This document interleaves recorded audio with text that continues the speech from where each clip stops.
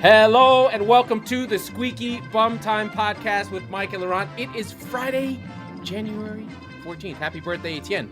In this episode, the potpourri of football continues. Premier League, Carabao Cup, and Africa. What the fuck? But Mike, first, it's North London Derby weekend, NLD, not to be confused with MLK weekend. Is it in the face or an in the face avoidance?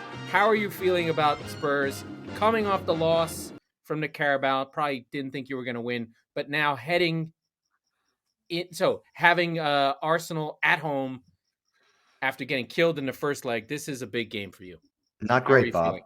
Not great. Okay. I don't know if there's any realistic or otherwise even Tottenham fan on the planet that's going into this game against Arsenal, especially having our teeth kicked in earlier in the season. Granted, it was the no Spurs and all that shit, but Arsenal have a way to play, and Arsenal are hungry. And just coming Spurs off don't have either of those things. And I think coming off a really fucking good performance. Yeah. But not a good performance in terms of football, but a spirited performance. Yeah, no, like that's going to lift you, and that's like they're going to have great training sessions if they do before the game on Sunday, I guess. But they're going to be really up for it on Sunday. They're going to come to our house and they're going to be ready for the game. And it may be canceled because of COVID. Yes, Arsenal is talking about having very few players, and that would be just terrible. Let me tell you. No, I would love that, to be quite honest. But yeah, you don't feel, your team doesn't feel good right now, right? No, we don't. We're perfectly fucking healthy. We just don't feel good about ourselves. Our self-esteem is down, right? Yeah. And if I were going to this game, as I know 60,000-ish people will be going, and many of those being Spurs supporters, right? There's the trepidation. There's the you don't even want to get out of bed on Monday morning to go to work. Like that's the feeling that Spurs fans have getting up and going to the stadium on Sunday, I think. And I worry that if there's a slow start in that game, even if Arsenal have the first good opportunity and it fizzes 20 yards wide, then there's going to be a groan, and the whole stadium is just going to sit on its hands. I'd like to think that because it's a North London derby, the fans will bring it, the team will bring it, but there's also there's rumors of like a Levy out campaign and like rally and stuff like that, and like a walkout or something like that. And this is not the game to be doing this because Arsenal will punch you right in the mouth. So I don't feel good. I mean, why? There's no reason to feel good. I don't know. And I think Sonny has COVID right now. I don't know what the story is with that. Maybe he could be back on Sunday.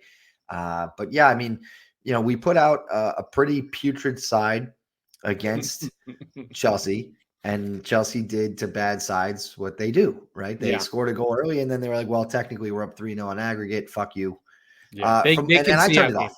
Yeah, so let's just sort of set the stage, because that takes us into today's Arsenal-Liverpool game. You were down 2-0 after the first game, which they didn't score great goals, but you were never really in, I'd say. It's just a difference in class. Like, Chelsea are just flat out better than where Spurs are right now. And I don't think that's a big deal. I think there's a top 3, and then there's a next 6.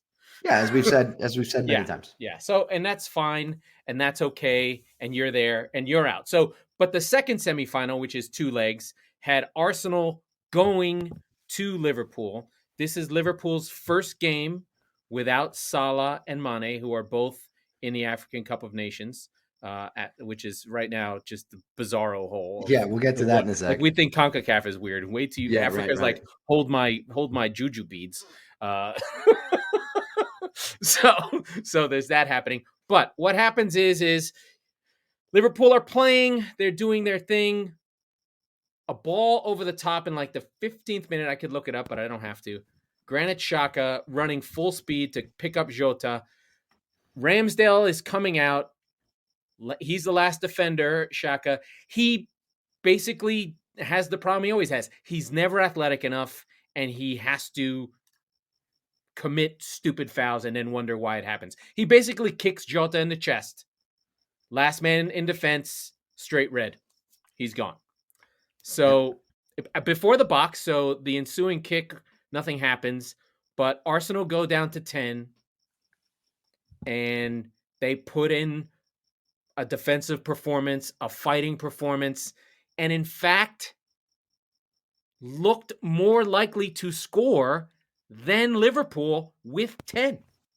Because Liverpool, and without their guys, it makes a fucking difference. And this was what? This was right around the 20th or so minute, maybe a little bit later than that. Yeah. So there was a serious chunk of game left for Liverpool to find a way to get one through. Yeah, and the 24th minute. basically I mean, they cruise. basically went for, 70 minutes. Yeah. And they had 17 shots on goal. Excuse me. They had 17 shots. No, they had 17 shots. They had one shot on target the entire game. Yeah. So Liverpool, I mean, we've been talking about it for a while now. Here we are. No Mane, no Salah, no party. Yeah. There is no joy in Mudville right now for the Reds, and it's going to get worse before it gets better for them. And to be fair, Arsenal did not have its midfield because Partey's out playing in Africa as well. So it was Xhaka and Sambi Lokonga. And Nketiah was up front as well. So it was not a great Arsenal group either. Rob Holding, Nuno Tavares, and Callum Chambers all came on. So you had the sort of ghost of managers pass all roll in. And it was a defensive effort that Arsenal literally didn't have the ball. They had 29% possession and something you'll never see, a pass completion rate of 49%. Woof. What does that mean? They literally are just hoofing the ball deep and hoping someone gets on the ball. It was a weird game where it was boring, but from the Arsenal perspective, they can say we went to Anfield and played 70 minutes down a man and got a result. And that is a building experience. Now, I think it's a building experience if and only if they get through. Or they play well in the North. Yeah, I don't think they have to beat you. I don't think they have to beat Spurs this weekend, but they have to play well. It can't just be they played this game, it was heroic, and then they go get killed by Well, that's such an Arsenal thing, right? So as it stands, for fifth place right now, as you hear my dog lose his fucking mind in the background. It's okay. Assist to my wife for not being here. Anyway, 2 points ahead with and Spurs have 2 games in hand, right? So This is a big one. If you can first of all, if you can get a result out of this at all on the road, you consider that absolutely 10 out of 10 times a good result for Arsenal. But if you can beat them, if you can go 5 points clear, and you really knock Spurs down a peg, not just emotionally, but like literally at the table now. Yeah. Even with the 2 games in hand, you could say Spurs could technically six more points. They'll be ahead of them still. But okay, you've done the double over them. Mm-hmm. You've emphatically announced your presence into the top 4 race, and that will put you probably, or potentially, depending on what West Ham does, into the top 4, right? So there's a lot at stake, for both teams in this game. I just feels like Arsenal have more to lose and more to gain, and by that stretch, they're going to be up for it more. Yeah, I mean, this is a traditionally big game. So just to be clear, we went from Arsenal playing in the Carabao Cup being really heroic. Then they've got to go to White Hart Lane and play on Sunday, getting that extra day to rest. But I do think that it is a matter. The Liverpool result means nothing if they lose. Yeah. If a draw means they carry on and they can feel good. Well, no, like you said, it's 2 inflection points. If you lose on Sunday, but you beat Liverpool in the second leg, then that's a heroic performance, and you're in the final of a cup, right? Yeah, so counts. So don't get killed by Chelsea, by the way. Oh, yeah. But let's go through a couple other games that I think are super duper interesting. So we have a lot going on. We had games that were for last week for makeups. I just want to give a shout out to West Ham, who, granted, they beat Norwich. That's fine. Norwich are terrible. However, this is the Jared Bowen game. He was incredible. And as you know, when I scout a guy from the championship and he comes up, I stick with him. Yep. And that performance was incredible. He could have had, like, if you watch the 12-minute highlight on NBCSN, it's all Bowen. He is involved in everything. He gets an offside goal. He gets a VAR goal. He hits the post. He hits the crossbar. He scores 2 goals. He sets up the other one. I mean, he's just all over this game. Mm-hmm. He's now, I believe, up to 8-8. So he's on 8 goals, 8 assists, which for a winger is really fucking good. And the rumors of him going to Liverpool, especially the way things are right now, he's on 8-8 all competitions, not in the Premier League. In the Premier League, he's on 5-7. But for a guy 24 years old, for a player out of West Ham, that is a good team. I think if we sleep on West Ham and don't give them their due, they will come and bite us in the ass. Of the teams that are in the fight, if we say it's Arsenal, Spurs, Man United, these are the teams that by right should be in the top 4, right? Let's say. Yeah. Well, Arsenal and Liverpool, Arsenal. Well, anyway, West Ham are probably the most cohesive unit, have a lot of the right age, mature players, good coach. Everything on their side checks the box. Their question marks, they have less question marks than all the other teams. Yeah, that's fair. But they don't have as much talent and they don't have as much depth. They are the most complete team of the 4 of those, without question. Their ceiling is lowest. Yes. And I'd say Arsenal is probably the second most complete team, which is fucking incredible. And their ceiling is highest? No. United's ceiling is highest. Yeah, definitely. But Spurs and United, and it should be United and then Spurs, have exponentially more talent than either of those teams. But what you have is you have the best coach. And we have, right. So, and would you say you have the best player out of the group? Oh, yeah. Well, I mean, Cristiano Ronaldo, but like historically, but I don't think Cristiano's as good as Harry Kane is now. I'll take that. If you're United, would you rather have Kane or Cristiano? You'd rather have Kane. Exactly. You know what? And they're not going to admit it. They'll never fucking say that out loud. But yeah, I mean, fame's a hell of a drug. Yeah, you know what I'd rather have than either a fucking attacking midfielder. Anyway, you know what? I really maybe you can get Pogba and Conte back together. Oh my God, that would be amazing. I would just fly to London just to punch that idiot in the face for wearing our shirt. I really want to talk about Southampton and Brentford because I'm upset with Brentford, but do it. No, let's do it. No, I'm going to come back to that because we really can't go any further into the show without talking about what the fuck happened in Africa a few days ago. Okay, so it's Mali, Tunisia. Waited 13 minutes. Right. So let's take a step back. First of all the games in the AFCON have been bad. All either 0-0s or 1-0s. So I mean, I'll do a quick run through of scores just to give people where they are. Do the countries. There's wait a minute. Is it just wait a minute? I got to see the complete table. It's showing only 2. They are 4. Wait a minute. There are 1, 2, 8. It goes up to F. How many letters is that? 5 groups of 4? There's 24.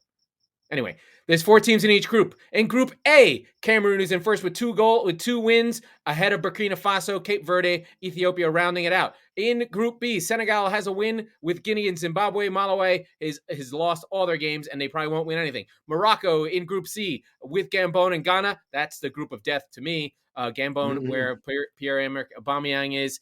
Nigeria, Sudan, Burkina Faso, and Egypt. Egypt took the loss against Nigeria. That was a huge game. My beloved Cote d'Ivoire, the War Elephants, and Yaya Toure are ahead of Algeria, the favorites, who won the last one, with Sierra Leone and Equatorial Guinea. And rounding out Group F, where the madness happened, Mali is ahead by virtue of their 1-goal win against Tunisia. Oh no, Mali. Yes, Mali beat Tunisia 1-0 on a game that only had 85 minutes played. Yes. So thank you for setting up. And by the way, I think they're technically all groups of death to some degree in Africa. Meaning someone might kill you. Yes, every single game. And somebody's going to die in this story. So Mali, Tunisia, relatively uneventful first half, 0-0. There was a VAR review and a penalty that was given to Mali, I believe. Yes, but the penalty was saved. Mali, no. They get a VAR review. Oh, sorry. Yes. Mali goes ahead from Abraham Akone on a penalty, yes. And the final 20 minutes of this game, there is video of this, and it is truly, truly remarkable. Apparently, there was a water break around 75th minute because it's very hot. First of all, it is very hot. It's like 85 degrees. And that's okay. Jungle. Yeah. So just for context, right? There's a VAR review. There's a water break. So right away, you're looking towards the end of the game. You're like, all right, there's probably gonna be like 5 minutes of extra time. I say 5 minutes specifically. You keep going, and there was apparently another penalty that you said was saved, correct? Yes, Wabi Kazri. Yes, player. I know who that is. Yeah. Right, there it is. So Tunisia gets a penalty for handball. Mali stops it, so it's still 1-0 Mali. Amazing, great, okay. Into the final 5 minutes of action. Now again, 2 penalties and a water break to this point. In the 85th minute, for reasons completely unknown, the referee blows the full-time whistle in the technically 86th minute. Yes. The Tunisia coaching staff is like, "Are you what? What the fuck? What are you talking about? What is happening?" So just after that, Mali gets a red card, straight red card for a relatively vanilla challenge. Not a big deal, but this guy gets sent off. They review it. He does not overturn it. Right. Oh, sorry. So, by the way, the match continued going, right? Like the ref goes, oh, fuck, my bad. I totally forgot there was 5 minutes left of regular time in this game. Yeah. Carry on as you were, friends. Like I said, moments later, Mali gets a straight red. They review this too. So if you're keeping score at home, that is multiple VAR reviews, multiple penalties, and a stoppage for a water break. All that would be taking not time only that, all clock. The subs are in this half. Right. There's 10 subs. 10 substitutions. Yeah. Okay. So what we're talking about, if you told me, and forget the first 85th minute stoppage, full time, whatever. If you told me that there was 12 minutes of extra time added to this game, I'd be like, yeah, no, that makes a lot of sense. I think reasonably in a Premier League game or something like that, this is a weak 5 or a strong 8. Like if they were being chintzy. Sure. But I could see 10, whatever. Yeah, sure.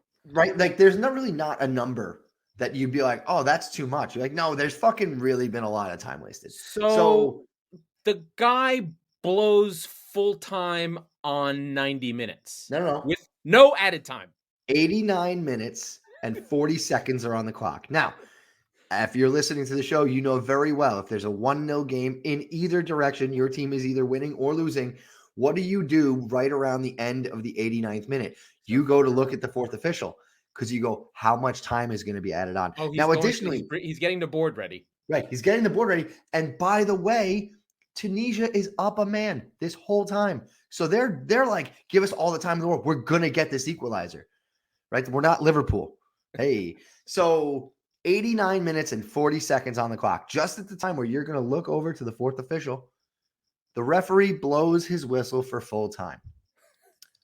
No additional time was added. Once again, Tunisia's coaching staff loses their fucking minds for real this time. They're like, are you going nuts? Completely understandably. It gets better. And it does get better. They go in to do the freaking post-game interviews, and the referee staff tells them to come on out. We're going to play. Yeah, we're going to keep playing.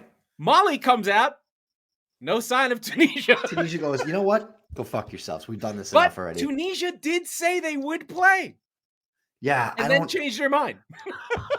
Well, because apparently they were going to give him like 3 minutes of extra time or something like that. Yeah. So they're like, go fuck yourself. Save yourself the 3 minutes. This is ridiculous. So we don't know what happened with this referee. So this guy, the irony of it, He's in a body bag somewhere. Gianni Zikazwi is actually, no irony here at all, a math teacher.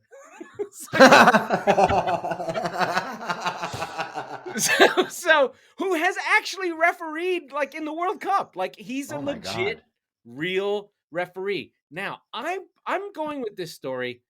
Apparently, during one of the VAR checks, one, he couldn't find the screen, like he wandered past it.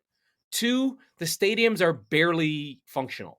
Like there are no signs that have the time up. This is like pre-1950s. Like no one knows how much time there is. This is the only big reason anyone field. knows is people are doing it on their phones and doing time on their own. Like when you fuck around and they say that whatever. So there's a lot of non-information going on. Everyone's freaking out. But I buy the narrative that something was wrong with the ref. And if there was something wrong with the ref, he shouldn't have been out there. But like he had a stroke? Like what? Heat stroke, yes. Yeah. Yeah. I could see it, I suppose. That is odd behavior. Especially like what if he had the shit? Right, like he's just blown. It was like, I get the fuck out of here. I gotta fucking go, guys. Now, we are making we make fun of these things because it's sort of unfortunate, but I think, there's a lot of narrative among the Western countries about, are we covering this enough? Are we making this important enough? It's as big as the Champions League. It's as big as whatever. Well, I would say Africa, we were amongst that, by the way, in our last episode. But here's the thing, and it's unfortunate, but I have to say it this way because I like to tell it like it is. If it's important, Africa, I'm going to look at the camera, you have to take it that it's important. You can't have half-finished stadiums that you had 3 years to finish. You can't have referees blowing games, regardless of whether it's sick. You want us to treat it as a professional event? You have to be professional. Yeah. So I'm not upset at CAF and the African Federation. I'm just like, listen, how do you want us to react when you've made yourself into a clown? Yeah. Right? Like, we can't take this seriously if you can't get basics of the game right. Like, fine, let's say he made a mistake and blew it twice. Somebody take charge and be like, yo, I'm reffing the rest of this game. Right? Is there something wrong with him? Like, if you can't notice that, or the officials can't notice it, this is what I'm saying. Like, you want to be taken seriously. You want to be important. You don't want your European clubs to be like, hey, why don't you not go to that? Because now they can go, why don't you not go to that? They barely have referees. Yeah. There's barely a bathroom in these stadiums. They're not finished. So this is the part that, nationalism aside, I get it. It's important, but now you can understand why people are like, this is fucking fucked up. Well, as we said on I think the last show 2 episodes ago, we want to be excited for this. First of all, I love big international soccer, right? Like, awesome. Like big matches like this. And as we said, there's more star power in this tournament than there is at like the Gold Cup, right? For sure. The Asian Federation's version of it, like without question. It's literally Sonny and everybody else, right? So like from a world perspective, these are not, I think the depth falls off pretty aggressively. Probably the third best region in the world. Yeah, sure. Right? After Europe and South America. Yeah. Sure. That's pretty good. No, that's nothing to shake a stick at for sure. Yeah. But that's the thing is that like, obviously the depth is questionable and all that stuff, but you've got, it's almost like there's like a bunch of teams that are basically African whales, right? You've got like one star and a bunch of Ben Davies. You know who Mali has? They have my boy. They better take care of him. Fucking East Basuma is out there kicking ass. Yeah, there you go. Yeah, they brought him on second half. He went fucking bonkers. Yeah, go kick some ass. But you know how like how you saw Højbjerg playing offensive? You're like, wait, you're supposed to be a holding midfielder.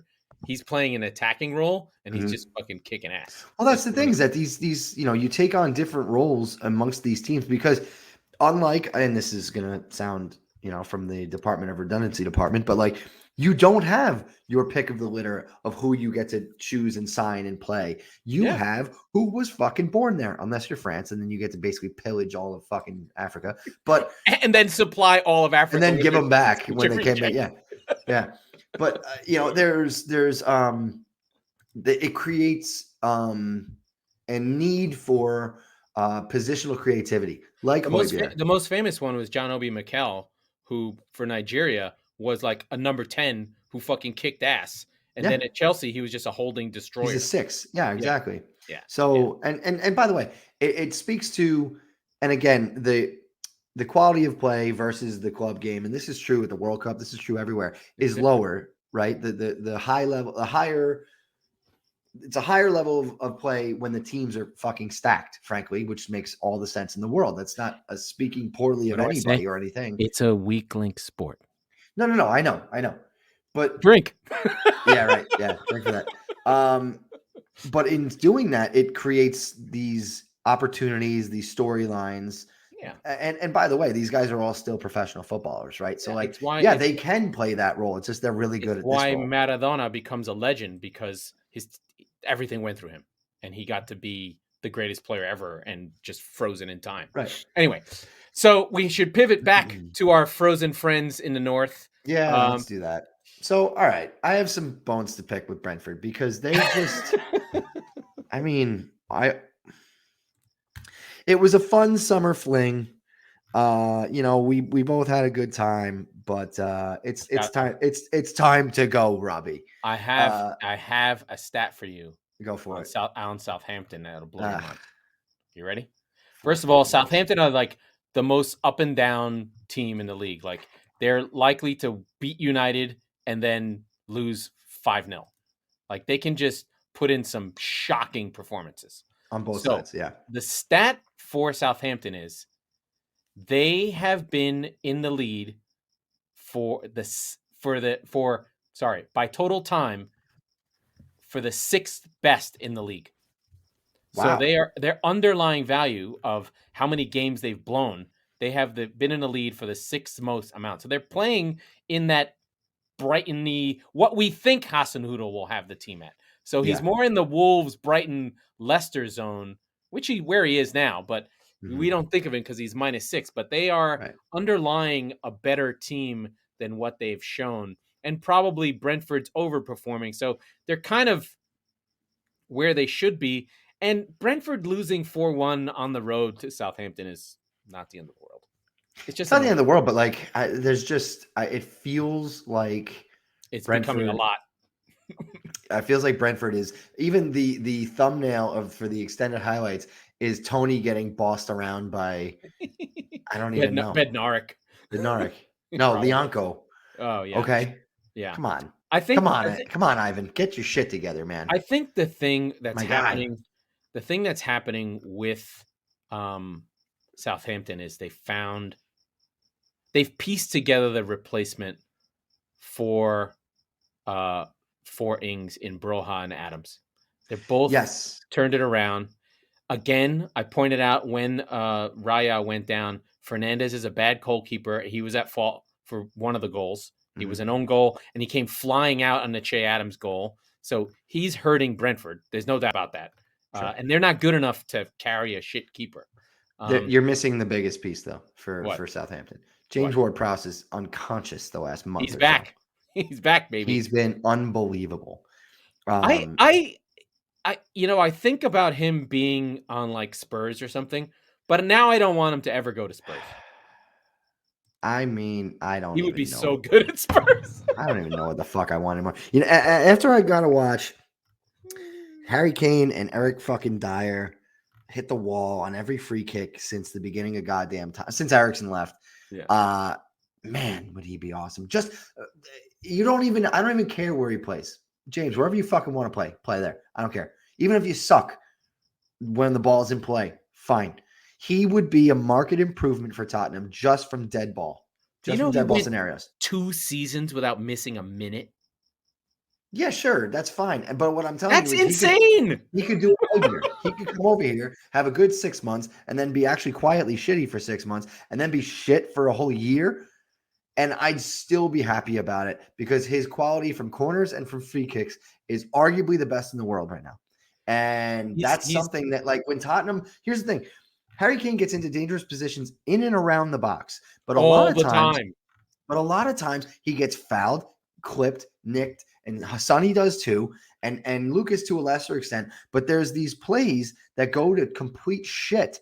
It's almost as if it's like hack-a-shack at this point. Like, foul them. Oh, they're outside the box. Foul them. Nothing's going to happen, right? A lot of teams one of the penalties against Chelsea, right? You were down 1-0. You're down 3-0 in aggregate. You need something fast, and you get a penalty. You're like, all right, maybe this is a lifeline, and they take it away, and because the foul was outside the box, fine. That should still be a scoring chance, not just a collective groan. With James Ward-Prowse, they really all are at that range. They are dangerous. Yes. Yeah, he's fantastic. Okay, so you've had your Brighton. Can I talk about the secret underground derby that's going to happen tomorrow? Brighton versus Crystal Palace. Please do. Yes. So for people that don't know, Brighton and Crystal Palace are very close to each other, probably like 30 miles. They have some historical. Which, by the way, for England is far. Yeah. Well, maybe it's even less. Maybe it's 20 miles. They have some historical League Two fights. They hate each other, so this should be very salty. Crystal Palace coming off the Millwall game with Olise. Keep an eye on Olise because the African Cup of Nations, Zaha is not there. Jordan Ayew's not there. He will be playing out on the wing. He is a hell of a player. Again, these are my sons from the championship that I keep my eye on. They're by the way, it's no secret how I keep my eye on them. Go to championship stats, sort by under 23, and then look for goals. Very easy. Or in my case with Harvey Barnes, when he was there with shots. Guys who are fearless and shoot. And young. and young, right, exactly. That's how I found Harvey Barnes. So that's the Friday game. Then Saturday early game. A possible title decider, effectively. Yeah, I mean, if Chelsea, everyone in the world will be rooting for Chelsea to beat Manchester City the Etihad. Not everyone. No, I think anyone who doesn't hate Chelsea. So it's probably 50-50. No, but I was going to say a lot of people. No. I mean, there's such a deep rooted. I mean, there's a dislike of Manchester City and its lack of personality. People just want a race to happen. We don't want the Premier League to become, end up like the Bundesliga. I don't think it will. I think it's largely on Pep. Pep is that good. I think a different coach in City is not this good, to be frank. But, City are on 10 in a row. Chelsea coming off of, some, sorry to say, pretty easy games against Tottenham. That's exactly how I would describe it. I don't know if City will have the intensity. This is the type of game that City fuck up. But the reverse leg at Chelsea was the best game of the season. City annihilated Chelsea. They made them look like children. That was when we thought Chelsea was the best team in the world and they were going to win the league. And City said, not so fast, my friend. Yeah. As long as the only thing I'll be looking for is if Rodri is not in this fucking team, I'm going to shit myself. Yeah, I was going to say this is classic basically Pep fuck up. This game feels right. And tell me if I'm wrong. This feels at this juncture a lot like the final did last year. Yes. You're like, we've got him. We're going to play our game and we're going to fucking go take this goddamn thing. No. If Pep has learned his lesson. Yes, that's what I mean. He's got to just not fuck with the back four. Like it's got to be Cancelo, Walker, Diaz, Laporte, Rodri. And then the rest, the front five. It almost doesn't matter. That part doesn't matter, right? But that five is the most important part. Watch him start Zach Steffen instead of Ederson or some stupid shit. I mean, there'll be no Mahrez, I know. So the English guys will get their burn. Foden. We'll see Foden. We'll probably see Grealish. By the way, KDB is just like on fire right now. He's trying to make those passes and doesn't look slow and bloated and like he's on painkillers anymore. Yeah. Because he probably isn't. I think he came back hurt from whatever happened in the summer or the final. I think he played with the ankle. He was hurt in the final, then and the he played Rudiger through elbow. it. By the way, I will be looking for, if City get up and have control, someone to fuck Rudiger up. That will show me something. That would make me so happy. Like, who's your man? Wait, who's your assignment man? It's City go to a double pivot. They pull Bernardo out. They go Fernandinho, Rodri, and Fernandinho just fucking lays him out. Love that. Love that. And then smiles and tries to help him up. Yeah. But I need some fucking blood. Either that or, you know what, Kevin De Bruyne, you badass motherfucker, kick him yourself. Go get him back. I mean, Rodri. The thing is, Rudiger is one big fucking German. He's a solid piece of shit, man. He really is. So I'll be looking for that. That's one of the subplots of the game. Then we've got we had some games we were covering, but we've got Newcastle Watford. This is a must win for Newcastle. If there was ever a must win. Yeah, this is a relegation. This is a definition of a relegation 6-pointer. But this is like, they've got the moves, they've got the transfers in, they've brought in Chris Wood, $25 million on a release clause that Burnley didn't even know he had. They were like, what? What do you mean? Yeah. Watford have dropped 6 on the bounce, 7 if you count the FA Cup against Leicester. Yeah, I mean, they're bad, but Newcastle are the worst team in the league.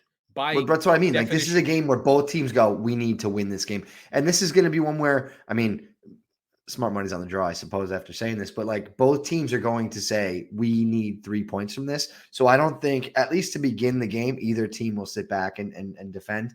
I'm not even being funny. You're going to hear it here first. If Watford lose this game, Ranieri gets fired. That basically wouldn't surprise me at all, based on, what Watford, because there's really, I mean, this is it. Leeds are 6 points clear from Watford. It's these 4. It's going to be 3 from these 4. Leeds aren't going down. Everton aren't going down. Villa aren't going down. Brentford aren't going down. The bottom 4 of this league are the only weak teams in this group. Yep. So they just need to fight for each other. And I love that Newcastle took Wood off Burnley. You want to not get relegated? Instead of trying to beat someone, cap them. Make your competition worse. Yeah, kneecap them, right? Yeah. This is how City grew. This is the map. City were behind Aston Villas of the world. They were behind, they were behind Villa for years. Villa was sort of where City was in the Spurs spot in the 6 to 10 range. And City just kept buying players off them. They needed to pass Arsenal. City started buying Arsenal players to get into the top 4. You just pick them off. Yeah. You buy players to steal. This is how Bayern basically win the Bundesliga all the time. Mm-hmm. They don't let anyone get close to them.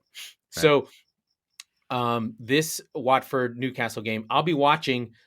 I hope that I want Newcastle to stay in the league, although it would be funny if they lost. I don't, because I'm not against the whole takeover thing and all that stuff. I just think that would be hilarious that they would go down. And I look at what they're going to, like, the war chest that they're going to come into this summer with versus Tottenham. It's the dog meme, right? It's like the big meme, like, oh, Newcastle. And then like Dane Levy's like, hello, with his little newspaper, like, oh, what's going on today? Yeah. The thing is, it does require infrastructure. Like, having seen City grow, I think the infrastructure and the work taken to make the super rich team function and work is much harder than I think people give credit for. Like, what's happened at Chelsea and what's happened at Manchester City is the outlier. Because look at Everton. Everton has the same oil money as all the other teams. It's a catastrophe. The guy who bought QPR, Fernandez, they made a fucking documentary about it, and he went into financial fair play fucking death hole, and they're still in the championship, and they spent billions. So there is an infrastructure piece that makes it work. But being in the Premier League and then spending that money, and I don't think Kieran Trippier and Chris Wood are the answer necessarily. Yes, but Kieran Trippier to Chris Wood in crossing the ball is an answer. Sure. But what I'm saying is, all you have to do, like, you're going to take steps. You're not going to overnight become Chelsea No, or City. it's going to take forever. You need to take steps. The first step is an incredibly important one, because if you don't take it, then you're going to set yourself back 2, maybe 3 years. And the first step, all it is getting past Watford. And then the next step is getting past the Evertons, Villas, and Brentfords of the world, getting into the higher end of the bottom, the back of the table. You know what I mean? I think we've talked about this before, but to get to 50 points is achievable. Then the next step is to stay at 50 points. Getting to 70 per season is really hard.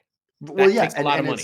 We've talked about it. The exponential cost of getting from 70 to 80 and then 80 to 85, where you can start to challenge for the league, and then the 85 to 90 range where Liverpool and City are, is so fucking hard. You need money, infrastructure, coaching. You need it all to line up. You need all of it, right? Right. So, like, if you think about late Wenger got Arsenal to about 65 to 75 on a yearly basis every year. Yeah. Which was really good. But it's not going to challenge. So it's going to take a long time, and it's really hard, and you need a lot of luck. Yeah. Wolves, Southampton, I don't want to talk about that. Everton, Norwich, don't want to talk about that one either. Burnley, Leicester, meh. Villa United, there's a fucking good game. It's gonna be So that is the late game on Saturday. They just played each other. This could be Philippe Coutinho's debut. This could be. In fact, I expect it to be. Right? Coutinho's debut, along with Luka Dean, who they grab off Everton because Rafa Benitez didn't have enough talented players that he could just, you don't run hard enough, fuck off. Yeah. Not smart, because I don't know if you paid attention to this. Luka Dean was the offensive fullback that Spurs needs. Right? Right? He's like a shitty, he's one of those Spanish really good wingers that you see, you're just like, oh God, he's so good. Is he bad defensively? Sure, but he can cross a ball. He can make most fullbacks are bad defensively. Now they are, because they're not. That's not their job anymore. But it depends how you play, right? So I think if Spurs had him, he'd be a wing back. Yeah, definitely. So that's a big game. There was a little bit of chatter. Cristiano Ronaldo backs Rangnick in that he literally says things like, the coach is doing the right things. Motherfuckers need to learn to work. I was like, oh, Ronaldo. Cool. So he did this interview. His teeth are immaculate. He looks like he's had plastic surgery. He's looking fucking weird. I'm not looking forward to Is he Cristiano looking more and more like the bust? Maybe that was just a preview of what he'll look like when he gets older. And then Sunday we have Sunday we've got the North London Derby, but we have the rematch of the 3-3 Liverpool-Brentford. This is where your beloved Brentford, can they find some fight at Anfield? No. I now think Brentford has a shot because no Salah, no Mane, no Partey. I don't see why Brentford could get a draw.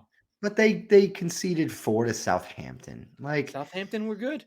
Yeah, sure. But I mean, they played Brentford bothers me because they're just they haven't shown up. They were okay against City and they lost 1-0. Yeah. But I mean, if I'm looking at you were looking for 10 goals at least from Tony, and he's not looking like he's going to get 10. Not at all. They snuck past Watford about a month ago, right? So like they tied Leeds 2-2. There's not anything on their fixtures sheet where you go, yeah, there they are. Right, like that inspired performance against Arsenal at the beginning of the season, I think felt like in the Chelsea game where Mendy bailed out Chelsea. There's you can pick those out on less than one hand, and we're halfway through the season. Yeah, but the thing is, the other thing is like they got to 23 before 19 games, so they are on the back end, and it's not going to take 40 points to keep you up. 40 points. No. I'm not saying that they're in danger. They're not going down. Yeah, but this is a team that like. You could have had, and where are they? 13th, I think. Yeah, they're 13th. They were a team that was comfortably, and that it's not to say that there's not, because everything's so tight, but they looked for a while like, oh, we're in the top half to stay. Nope. And that was exciting. And they fell off very aggressively, and it makes me sad. But mostly, I think they'll be. We'll see. Maybe the passion. Maybe Liverpool can bring them back. Maybe they can get in this game early. I don't think Liverpool winning this is a foregone conclusion. If we were still doing our bets, which seemed We're like not. a million years ago. We need to get back into that. I don't want to. You don't actually have to put any money down. I don't have to put any money more on Brentford. That's for goddamn sure. I'm out. All right. Wait a minute. And then the big one on Sunday afternoon. And I is exactly it. I don't know. I've never, even early in the season when we got smoked, I didn't feel as bad as I do now going into a North London derby. I don't know if I ever have necessarily, and I know that that's hyperbole. No. I don't think it's just it's a tumultuous time for Spurs because Conte is he's holding everybody's feet to the fire. He's like, yeah, we need players. We need to sign people, and same old fucking song and dance that he's not going to get funds and this and that, and he's going to fucking leave in the summer. That's the talking points amongst Tottenham supporters. Really? Right? Not like, oh, we're going to fucking smash those Gooners. It's we're going to get killed. Where's he going to go? Wherever, on a beach somewhere. He doesn't give a shit. Actually, no. You know where he's going to go? United. No. Because they fucked it up the first time. I'm just saying. if he's still under contract with Spurs, and they can't. Rangnick and Conte are not going together. If Rangnick's going to stick around, or you think he's not going to stick around. Oh, you think Rangnick is just going to? Okay.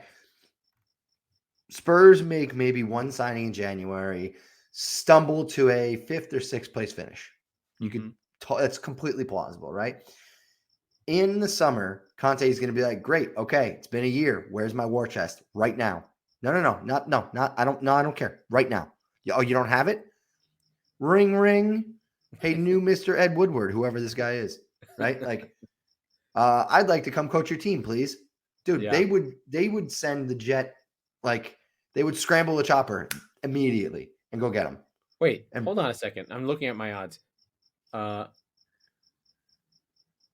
are Tottenham favored? They're at plus 150 and Arsenal are plus 195. Because it's going to be a draw. That's close. Yeah, that makes sense. Yeah, Spurs are at home. That's fine. And like you said, God. Arsenal are missing a few. I got to take it. No, I know they're not going to lose. But Brentford's plus 975. 975? Jesus Christ.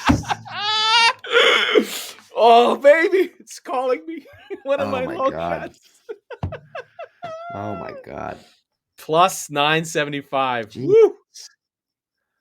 The draw is plus 475. I don't think it's going to be a draw. Either Brentford. If you can get double chance, though, it's worth $10. Damn it. Here we are again. We're back. There's nothing else stands out. There's no crazy dogs that I saw there. Although I did see City are a minus 145 favorite. Chelsea plus 425 is juicy. Interesting. They should not be that much of a dog. No, they shouldn't. But we learned nothing from the Champions League final. Right. Yeah. I guess like Mendy, I guess Kepa's in goal. Oh yeah, that's right. Which makes it a little bit weird. No Mahrez for City. Yeah, okay. Yeah, but City don't need Mahrez. No, City, I'm just saying. Any of the front players, they'd like, oh, we replace him with Grealish. Yeah. Yeah, that was a fun one. Give me a score prediction for Spurs Arsenal. Give me a score prediction for City Chelsea and then Spurs Arsenal. City 2-1 against Chelsea. Okay. Yeah. So that's if City score in the first 15 minutes, it could be on. Yeah. It's over. I don't think City will lose. And then for the North London derby, 2-2 draw, very exciting. Martinelli Martinelli breaks your heart in the 85th minute. Oh God damn it. If we blow a late lead to Arsenal, you're going to find me pantsless on the freeway. Just like somebody fucking hit me, please. Listen, it's going to be dramatic. The thing is I'm not ready yet. You have the all-time leading goal scorer in North London derbies on your team. I know. He's got I know. 11 and 14. Mr. Harry Kane. He'll show up. But one of the things I do think about with the youth of Arsenal is they're all like Arsenal through and through. Like this, they know that this game matters, right? You know what I Yeah. mean? Like Yeah. it's in all those young dudes' blood. Like Saka and Smith Rowe. Like if Smith Rowe does not start in this game,